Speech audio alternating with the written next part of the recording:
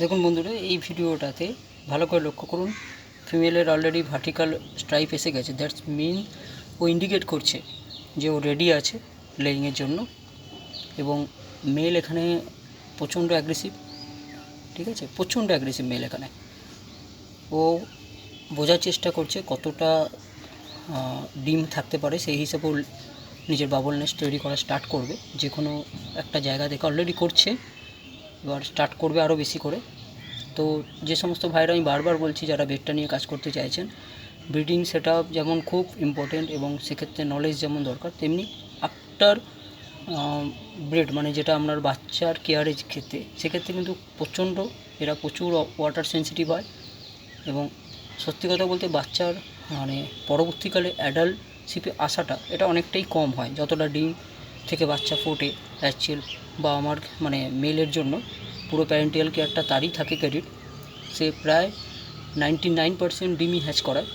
কিন্তু আমাদের ক্ষেত্রে কী হয়, আমরা ন্যাচারাল এনভায়রনমেন্ট যেহেতু দিতে পারি না, বা প্রপার ফিডিং বা ওয়াটার কোয়ালিটি প্রচণ্ড সেন্সিটিভ যেহেতু হয় এরা ওয়াটারের সঙ্গে, সেই সময়টাতে পরবর্তীকালে তো খুব হার্ডই হয়, কিন্তু ছোটো অবস্থায় তার জন্য কী হয়, ডিমের মানে বাচ্চার সেক্ষেত্রে কিন্তু খুব ক্ষতি হয়ে যায় এবং অনেক বাচ্চা কেটে যায়।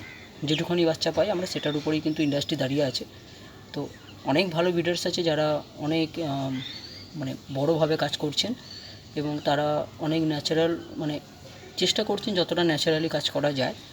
আমিও আজ লাস্ট 3 ইয়ার্স ধরে বেডটা নিয়ে কাজ করছি অন্য মাছের সাথে।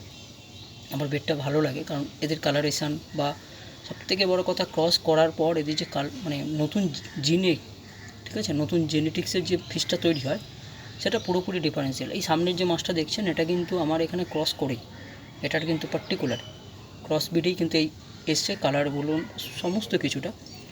তো বন্ধুরা, যারা মাছ চাষ করতে চাইছেন বা কোনো কিছু নিয়ে, তারা অবশ্যই কমেন্টস করবেন, লাইক করুন, শেয়ার করুন, যাতে আপনাদের থেকে ইন্সপিরেশান পাই ভালো ভিডিও বানানোর। আমি চেষ্টা করব আরও লার্নিং, মাছ চাষের উপর লার্নিং ভিডিও, ঠিক আছে, যেগুলো শুধু নয় যেখানে গেলাম ওখানে গেলাম কিছু দেখিয়ে দিলাম, বাট যাতে প্রত্যেকটা বন্ধু একটা ভিডিও দেখে কিছু শিখতে পারে সেই জায়গাটা। তো এখানে দেখুন ফিমেল কিন্তু রেডি। যদি ফিমেল রেডি না হয় তাহলে কিন্তু মানে এই যে স্ট্রাইপ এসে গেছে মানে ফিমেল কিন্তু রেডি। এবার চেসিং পিরিয়ডটা চলবে 5 to 6 আওয়ার্স মতো চলবে, দেন আস্তে আস্তে করে মেল নেস্ট তৈরি করতে আরম্ভ করবে, তারপর ব্রিডিং প্রসেস শুরু হয়।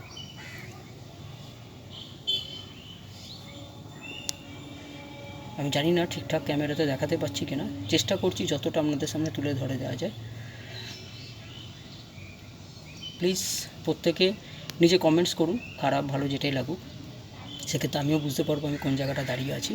আমি আরও চেষ্টা করব আরও ইমপ্রুভ করার। তো অবশ্যই প্রত্যেকে মন্তব্য করুন। তো আজকের মতো এখানেই, নেক্সট ভিডিওতে দেখা হচ্ছে আপনাদের সাথে।